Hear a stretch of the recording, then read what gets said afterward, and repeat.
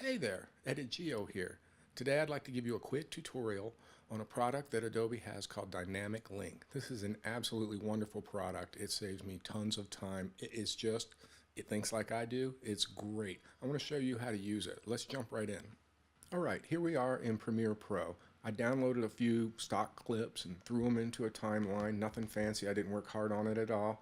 And I just want to pick one of these clips as a background, and I want to do a animation to it, animated kind of a logo, white kind of a deal. So I want to do that in After Effects. So I'm going to right click on this and I'm going to say replace with After Effects composition. This is going to create a dynamic link between Premiere Pro and After Effects.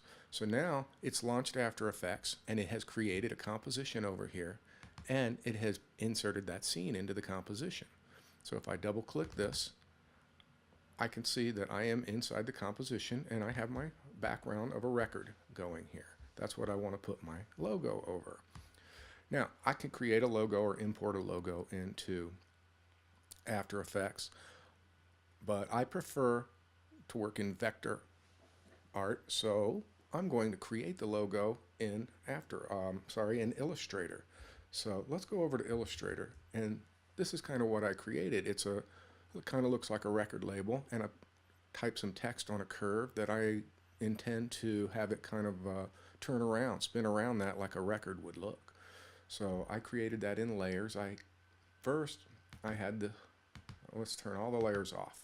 So we have our white background, and then I put this white text that I typed on a curve, but you can't see it, so I created a black background so that I could see my text over there. Then we also have our label with the text there and our little circles. Those are my layers of my Illustrator file. So I'm going to go ahead and save that out. And now I'm going to switch back over to After Effects. Here I am in After Effects. If I double click in here, then I'll get to import something, and I know that the file that I created is right here, so I'm going to go ahead and open that. Now this will ask me whether I want it to be a composition or footage. You can select footage and it'll work great, only it takes the three layers that we created separately and it combines them kind of as one element for After Effects, so you wouldn't be able to edit them individually, which is what I intend to do. So I need to select composition for what I'm doing. Say OK, and it creates a new composition. So I have the original linked composition right here that's linked, and then I have the one I just imported right here with my three layers. Because I selected a composition, I have my three separate layers. So I want to just drop this on top. I'm going to drop this composition into the composition that is linked to Premiere Pro. Now I notice I don't see my record in the background. That's because of that black layer I had created. So if I step into this by double clicking here, I can just turn that layer off, and then if I go back, now we see the record. And you can see, if we switch back over to Premiere right now, you can see that that graphic is there. It's a dynamic link now. So what we're doing in After Effects is reflected in Premiere. So let's go back to After Effects and let's do a little bit of animation. I want the rock and roll is here to stay to kind of rotate around that circle. So let's select that layer and let's select rotate by hitting R. I'm going to add a keyframe by hitting the stopwatch there, and then I'm going to move on down the timeline a ways, and I'm going to add another keyframe, and I'm going to say, why don't I rotate about 3 times there? That's pretty much what I want to see. Okay, so now I've got that animation going. Let's go back to our linked comp, and we can see that that animation is happening there. That's great. But now I want to zoom in through that middle hole and kind of do a wipe effect. So first thing, I can see that I'm going to need to center that with the axis. So let's move the axis to the center of that hole. roughly the center.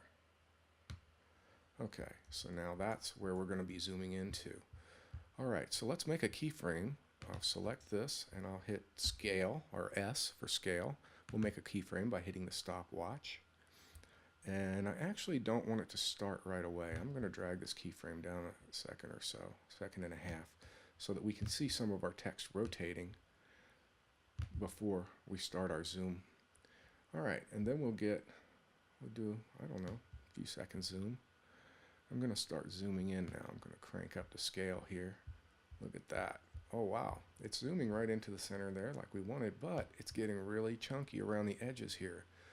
This is why you want to use vector art, because with vector art we can go back into this comp.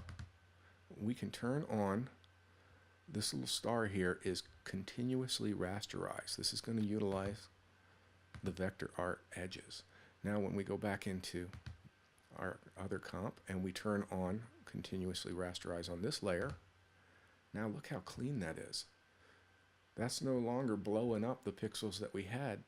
It's using the vector art to make those lines, and that line, no matter how big you make it, that line is always going to be crispy clear, which is exactly what we were looking for. That's why we're using After Effects and Illustrator to get this done.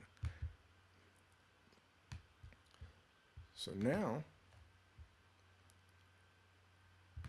we have got our rotating text and we have our nice, really clean zoom.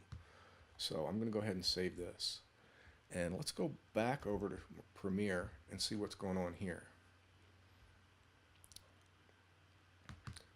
I can see that I have a nice clean edge on a zoom there, looking really, really, really good. And that's the animation I was looking for.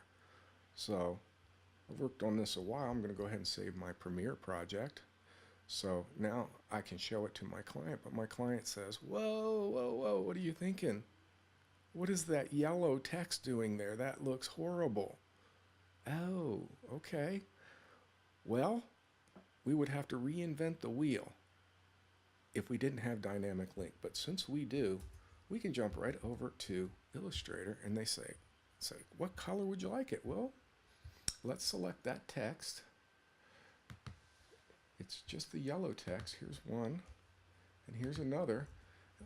Well, let's make it red. Red's good. Let's make it a nice red. That looks pretty good. Well, let's save that Illustrator file.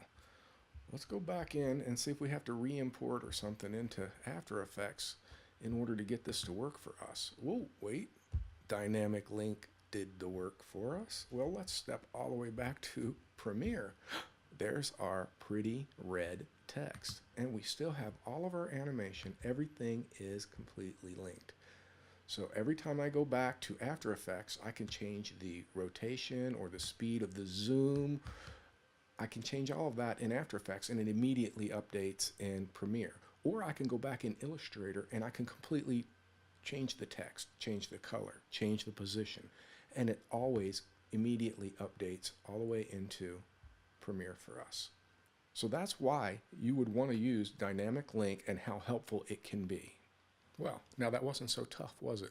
It's pretty easy to set up the dynamic link, and once you have it set up, it's really easy to go back and make those changes. You have plenty of time to be creative. You don't have to worry about reinventing everything every time you make a revision. So go and play with it. Happy editing.